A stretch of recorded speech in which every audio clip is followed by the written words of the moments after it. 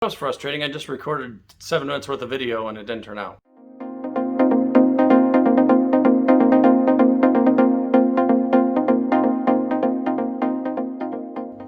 Hello, welcome back to the Cancer Diary videos. Today, we're talking about oncology, the study of cancer. I've been to see an oncologist twice recently. The first time was a consultation. They got some blood work done. They're checking some things out, making sure I'm okay, the right patient, so on and so forth. Week and a half later, I go back for my actual real visit. That's what I call it. So my real visit is what they tell me what's going on, what we're going to start, what we're going to do. And I'm glad I got the blood work done. One of the things that an oncologist will advise you about, if they're worth their salt, is that chemotherapy can be very damaging to you if you're missing an enzyme. I'm not missing an enzyme. I have a family member who is. I didn't know this was a problem, but apparently if you're missing an enzyme, chemotherapy can kill you. Who knew? I didn't. So if you're in a state where you're about to get chemotherapy, please make sure that your oncologist is checked to make sure you're not missing any enzymes in your body. Very important. Don't skip it. Oncologist has advised me that because I have cardiomyopathy, that we're going to start with a milder form of chemo, and that chemo is called FOLFOX.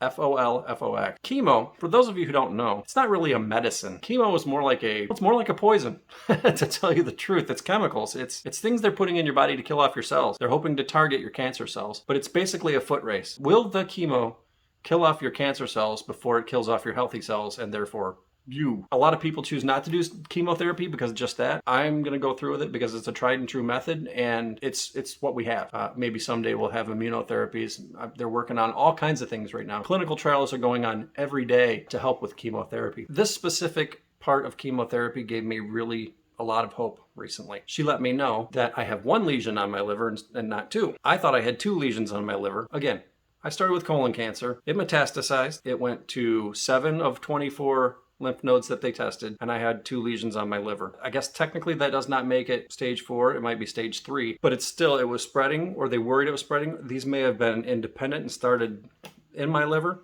Who knows? Point is, when I was in surgery to resect my bowel for the initial colon cancer, they also biopsied my liver to check these spots. I can honestly tell you that was the more painful part of my recovery because they went in through my regular incision to get to my liver. What I was probably misinformed about was that they had to either physically remove one of my lesions on my liver to biopsy it, or they took a biopsy of it and it's gotten better on its own, which seems unlikely that I would go into remission on my own. But the point is, I now only have 1 lesion on my liver, which, hooray, I mean, what good news to get. So, where I thought I had 2 lesions, I only have 1. The tumor that was in my colon was removed through surgery, which leaves only the lymph nodes left. My hope is that we will knock out whatever cancer was in the lymph nodes with the chemo. It's probably going to be about a 6-month process, and I'm not looking forward to it. I fear chemo almost as much as I fear having the cancer itself. I've heard a lot of horror stories about people getting sick,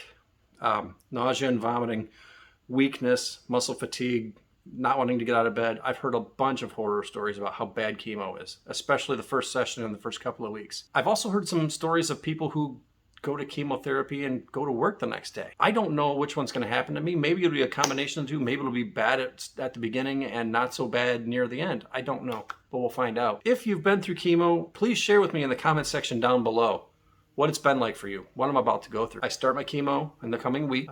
We've got some appointments set up, and I'm going to find out, but I'm pretty sure we're starting the chemo in the next week. It's a little bit scary. I won't lie about that. It's a little scary. But I'm also really, really excited to get started. I want it to get going. I'm kind of in that rah, let's go mode. I want to nail this thing fast so that it can't spread. But I also know that this is going to be a marathon and not a sprint. And hey, that's where my specialty lies. I was never much of a sprinter.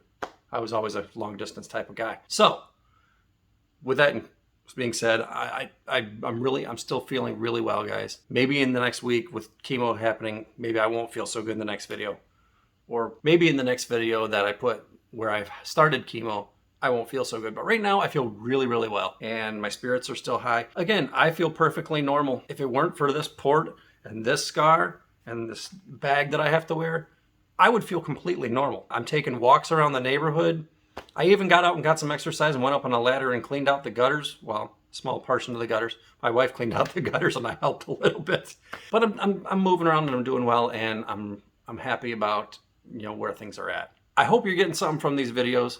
I know I am. It's good therapy for me. If you guys want to follow along with this series because it's helping me out and helping strangers out, that'd be great. Like, subscribe, comment, hit the notification bell, do all the things they tell you to do on YouTube. It helps the algorithm. Strangers out there might need this info and it'll get to them. Thanks for watching. I'll see you in the next one.